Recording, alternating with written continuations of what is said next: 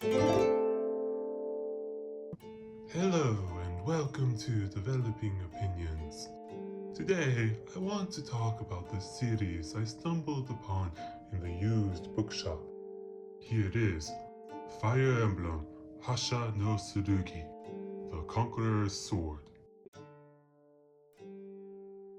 You probably won't recognize most of the characters, but if I open the cover, you would likely recognize Roy from Super Smash Bros. The unrecognizable characters, a different name, and the presence of Roy may make you think this is a sequel to Roy's game, Fuin no Tsurugi, also known as the Sword of Seals or the Binding Blade. However, this is actually an adaptation, an interesting adaptation. Some things I would like to point out, for instance, is the publisher is Jump Comics. Jump Comics is famous for shonen like Dragon Ball or Naruto. You may not know, but Nintendo tends to partner with a different publisher called Tento Mushi Comics from Shogakukan.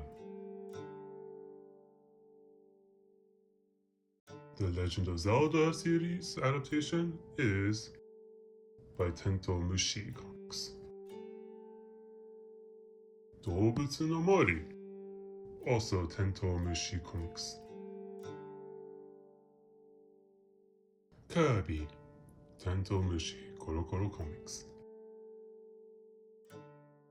Splatoon, Korokoro Comics, which we've already established is Tento Mushi. Pokemon, Tento Mushi.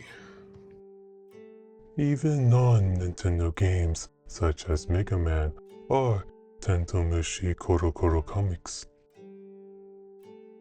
There are some cases, like Link's Awakening, it's done by other publishers like NX, or Kirby novelizations, which are covered by Kadokawa, normally of Attack on Titan fame.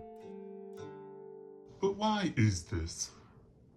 I think it's due to the audience and the tone. Even though Zelda aligns occasionally toward the shonen and tropes, I think we could get a better understanding if we looked at the Phantom Hourglass adaptation.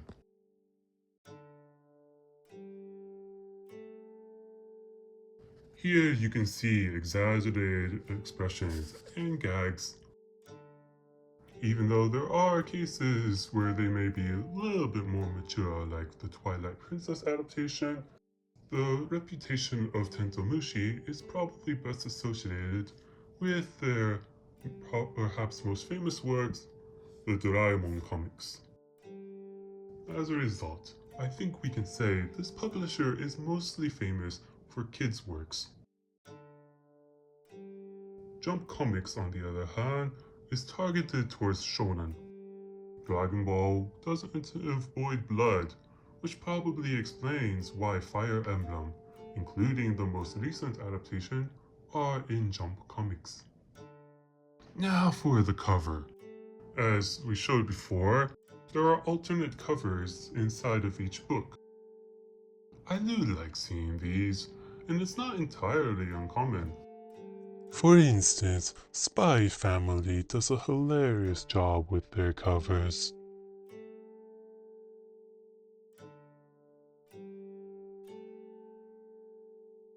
Yotsuba too does so for some of their covers. Even Tales of Symphonia plays with it. Let me know if you want me to cover some of those in the comments below. What is interesting about these covers though is the tendency of featuring characters who don't appear. We saw Roy appear in the cover of the first book, but he does not appear in the book at all. Lilina appears in the second alternate cover, but it's the same story. We do get to spend some quality time with characters like Chad, Lance, and even Elwood, but the main party from the game don't appear until Volume 5. Instead, this game deeply focuses on its own original cast. We have Al, the typical shonen hero. He's wild, tenacious, uncivilized, and does the impossible, sort of like Goku from Dragon Ball. He's also got the heart of gold and fights for friends. There is more, but that would enter spoiler territory. There is Gant, the armored knight who is fiercely loyal to his princess and is more straight-laced, but also befriends Al. For the last of the main trio, we have Tina, the princess who gets kidnapped due to her beauty. At least they are honest with that. She actually does get a variety of weapons and has her moments to shine as well. There are more characters, including original baddies. In general, the story mostly focuses on the original characters, while the game's characters are more like fan service besides the few who get the attention.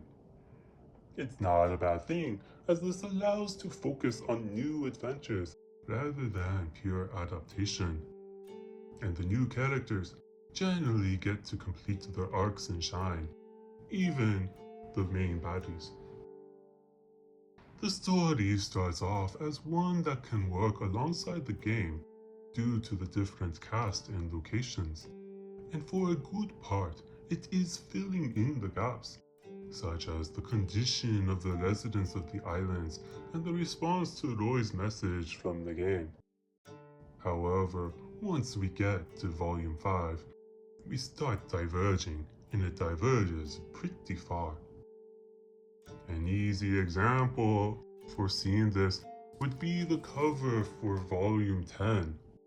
Here, you see the king has Roy's iconic sword. Personally, I think this makes sense, but you would have to read to understand why. It's not a bad decision to diverge. By giving this story its own lore and path, we get to enjoy an alternate take of events and new characters to learn about. As a result, I say this series earns its different title. In addition, some nice flourishes throughout the books include maps, character profiles akin to the games, notes at the end, and fan art. I do like seeing these sort of things, and the art in general is very nice, and the attention to details are a joy to see. As this is probably only available in Japanese, you may wonder how accessible it is. My guess is if you are N4 or above and get the gist of what is happening, then you will probably be fine. There is a variety of vocab from medieval or fantasy, but there is also furigana, which makes looking up in the dictionary much easier. But then again, for the game, I could possibly provide some vocabulary lists. Please let me know in the comments if that interests you. In the end, I probably prefer the game story, but this is enjoyable too for fans. The art is good. We get some widespread character development the series is known for, including some complicated motivations. We have an extensive cast to work with. While the game's party feels more like fan service here, that is not a bad thing, and it's still cool to see them. With the story diverging in the middle, we get both fleshing out and a different take on the story, which makes sense considering the books finished years after the game's release. I hope you enjoyed that look into this book series, which did not make it west, similar to its game counterpart. Did you know about this series? Did it catch your interest? Share your thoughts in the comments below. For today's shoutout, I would like to give attention to AndresPlays' YouTube channel. Something I like about this channel is not only that it has developer interviews, but he also included subtitles with word tracking. If those things sound interesting to you, go please check it out. Thank you, and I hope to see you next time.